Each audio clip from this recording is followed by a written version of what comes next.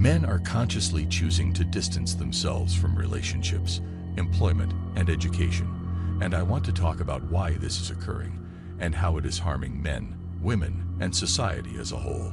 Men are choosing to withdraw, and this is not simply a trivial exception. And it's just some group of men, it's men everywhere.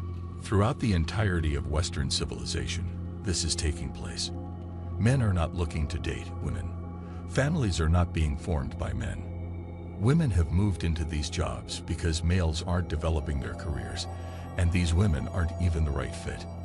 In fact, it is detrimental to society and civilization for women to be supported in these productive professions, since it costs more money to employ them than they generate. It is clear that this state of affairs will only persist for a short time, but for the time being, let's concentrate on some of the details. Males held 75% of the jobs that were lost during the 2008 financial crisis, and the industrial sector accounted for the majority of them. Some of you are saying that manufacturing jobs are irrelevant now that you've heard this.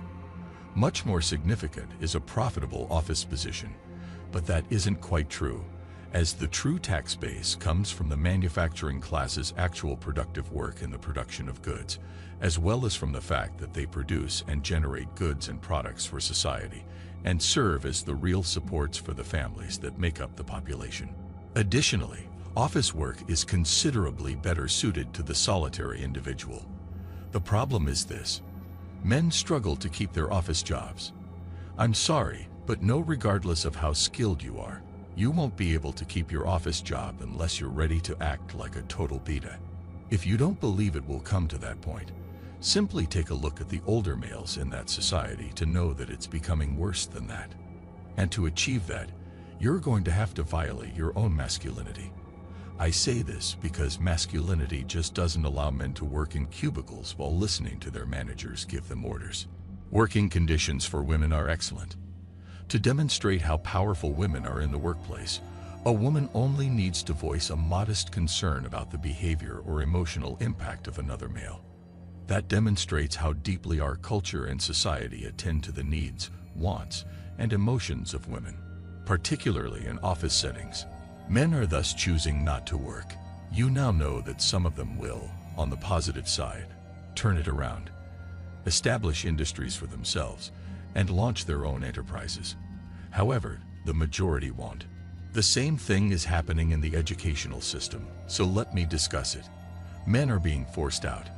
Boys are being expelled from early childhood programs. The boys are being conditioned and stigmatized for nothing more than being boys. They are humiliated. They are grading people according to how well they submit, comply, and conform. These are not characteristics of men. The strongest and healthiest men seem to be suffering for exactly that kind of behavior.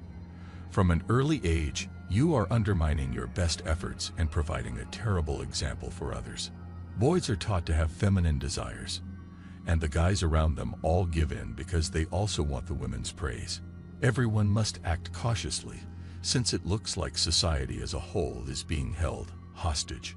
Women have taken over your educational system, and they also denigrate males and cease teaching challenging subjects. As a result, if any of you out there are interested in getting married and starting a family, you now have a son who excels at being still and performing tasks that have been allocated to him. Let's examine the judicial system. Should I even say anything at all? If you don't pay alimony, you risk going to jail, which is likely the only place in the world where males are sentenced to prison for failing to provide for a woman for the rest of her life. Consider this.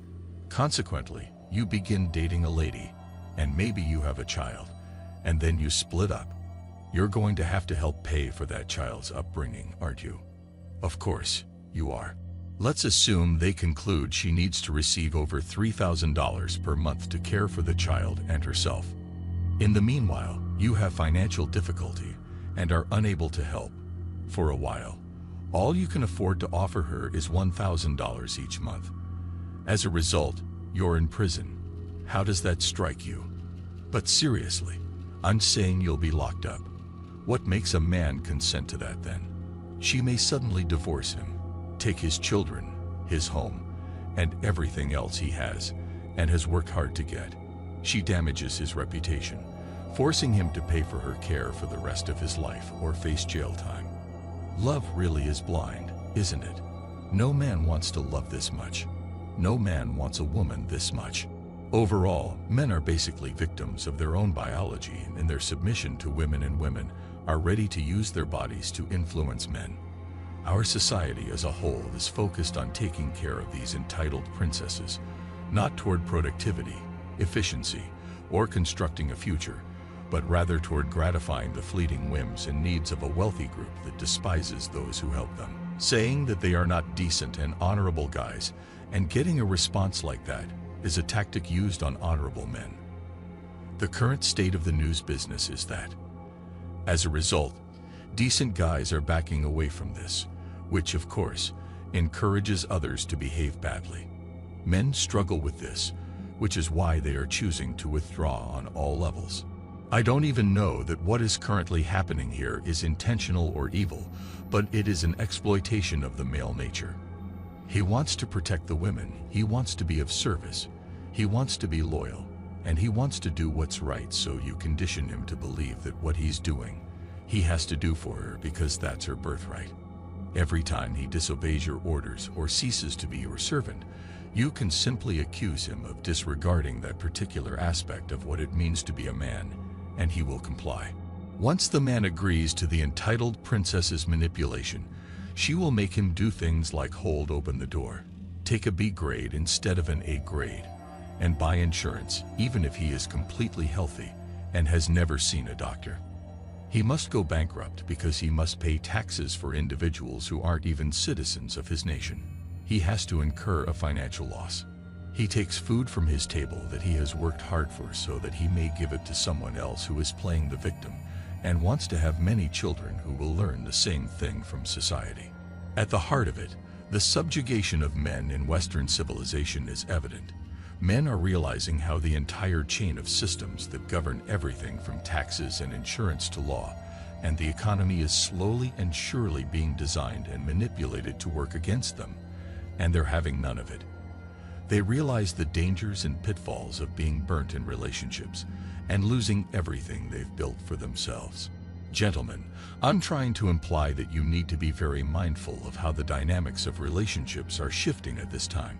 Perhaps morality has evolved in the last 20 years ago. In the past, it may not have been acceptable for men and women to maintain exclusive partnerships while engaging in several relationships, but it is now the norm.